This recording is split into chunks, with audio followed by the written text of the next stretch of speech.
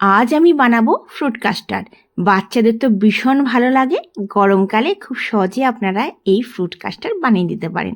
অনেক বাচ্চা আছে ফ্রুট খায় না, কিন্তু কাস্টার্ড দিলে বাচ্চারা অবশ্যই খেয়ে নেবে। গরমকালে ঠান্ডা ঠান্ডা ফ্রুট কাস্টার্ড ভীষণ ভালো লাগে। তো চলুন শুরু করা যাক। আমি প্রথমে আধা লিটার দুধ নিয়ে নেব। আমি আধা লিটার থেকে কিছুটা বেশি দুধ নিয়েছি। আর এই দুধটাকে আমি আগে 5 মিনিট জাল দিয়ে রেখেছিলাম। জাল দিয়েই ঠান্ডা করে, মানে এটা কালকের দুধটা ছিল, সেটাকে আমি জাল দিয়ে ঠান্ডা করে রেখেছিলাম। এবার এই দুধটা 10 থেকে 12 মিনিট আমি ভালো করে একটু জাল দিয়ে দেবো। এবার আমি ঠান্ডা দুধে, মানে নর্মাল টেম্পারেচারে থাকা দুধেতে আমি 2 চামচ কাস্টার্ড মেশাবো। অবশ্যই ঠান্ডা দুধে কাস্টার্ড মেশাবেন। যদি গরম দুধে কাস্টার্ড মেশান তাহলে কিন্তু কাস্টার্ডটা ডেলা পাকিয়ে যাবে, গুটলি হয়ে যাবে। তাই জন্য ঠান্ডা দুধেতে কাস্টার্ড মেশাবো। 2 চামচ কাস্টার্ড মেশাবো। আমি ভ্যানিলা কাস্টার্ড মেশাচ্ছি। আপনারা যে কোনো স্ট্রবেরি নিয়ে আসতে পারেন, যে কোনো আলাদা ফ্লেভারটা নিয়ে চলে আসতে পারেন।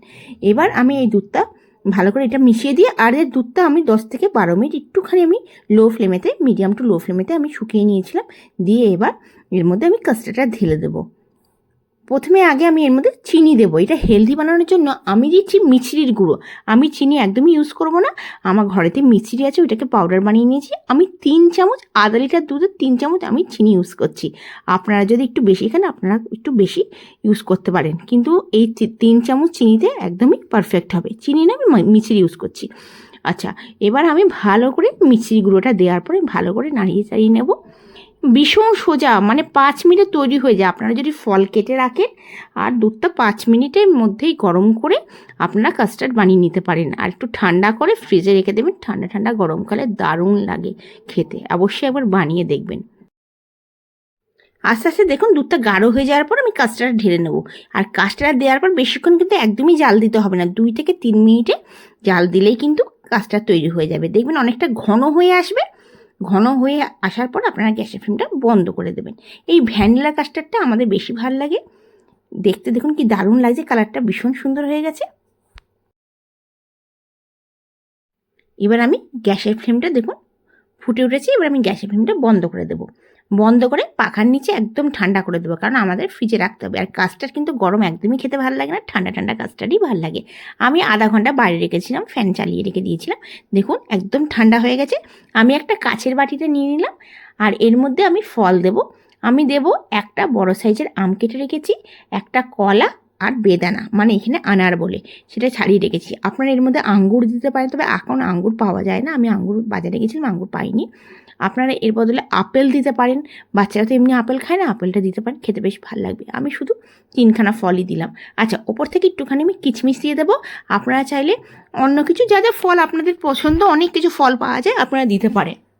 বাচ্চারা কিন্তু এমনি ফল খেতে অনেকেই, মানে অনেক বাচ্চা খায় না, অনেক বাচ্চা খেয়ে নেয়, কিন্তু কাস্টার্ড দিয়ে যদি আপনারা দেন বাচ্চারা কিন্তু খুব সুন্দরভাবে খেয়ে নেবে।